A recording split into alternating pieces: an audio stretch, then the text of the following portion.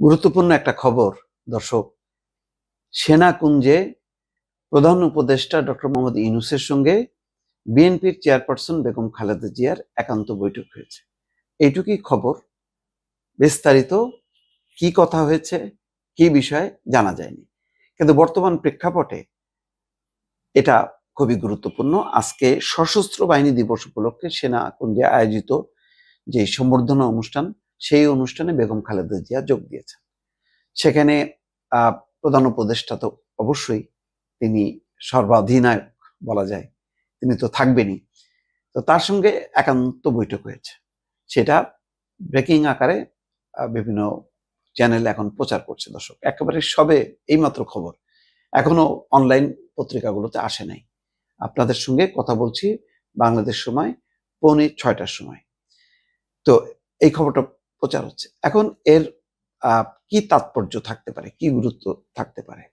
আপনারা জানেন যে সামনে একটা নির্বাচন বাদেও যেটি একটা বড় ঘটনা ঘটে গেল, সেটি হচ্ছে শেখ হাসিনার বিচার, যেখানে মৃত্যুদণ্ড দেয়া হয়েছে। মৃত্যুদণ্ড, বিচারের মধ্য দিয়ে মৃত্যুদণ্ড এবং সামনে নির্বাচন, এই দুইটা ইস্যুতে দেশের ভেতরে এবং বাইরে থেকে নানা রকম চাপ আসছে, যেটা প্রধান উপদেষ্টা আগেই বলেছেন। তো সেই চাপটা কিভাবে মোকাবেলা করা যাবে, নির্বাচন শান্তিপূর্ণ হবে কিনা, আভ্যন্তরীণভাবে রাজনৈতিক যে ঐক্য, সেই ঐক্যটা কতখানি আছে, এই অবস্থায় কি করণীয়, কোন দিকে ধাবিত হতে পারে, সেক্ষেত্রে প্রধান উপদেষ্টা আগেই সব রাজনৈতিক দলগুলোর সহযোগিতা কামনা করেছেন। সিইসি এই পর্যন্ত যে 2-3 দফা বৈঠক হয়েছে, প্রত্যেকটা বৈঠকে বলেছেন যে একটা শান্তিপূর্ণ নিরপেক্ষ নির্বাচন হবে, সেই নির্বাচনে আপনারা সাপোর্ট করবেন। ডক্টর মোহাম্মদ ইউনূসও নিশ্চয়ই বাংলাদেশের এই মুহূর্তে প্রধান একটি রাজনৈতিক দল বিএনপি, তার প্রধান হিসেবে বেগম খালেদা জিয়ার কাছে সেই সহযোগিতাই চাইবেন। ইতিমধ্যে নানা রকম কিছু বিব্রতকর ইস্যু আছে, যে ইস্যু নিয়ে অন্তর্বর্তী সরকার চাপের মধ্যে আছে। জামাত, পিআর, গণভোট, এইসব দাবিতে আন্দোলন করেছিল। অন্যদিকে চট্টগ্রাম বন্দর নিয়েও একটা স্পর্শকাতর সিদ্ধান্ত হয়েছে। কিন্তু সবগুলো ইস্যুতে এখন পর্যন্ত বিএনপি যখন থেকে ফেব্রুয়ারির প্রথমার্ধে নির্বাচন হবে বলে লন্ডনে বৈঠক হয়েছে তারেক রহমানের সঙ্গে ডক্টর মোহাম্মদ ইউনূসের, তারপর থেকে খেয়াল করবেন বিএনপি কিন্তু বিভিন্ন বিষয়ে অসন্তোষ, ক্ষোভ থাকা সত্ত্বেও বড় ধরনের কোনো চাপ বা বক্তব্য দিয়ে ডক্টর মোহাম্মদ ইউনূস সরকারকে বিব্রত করেনি।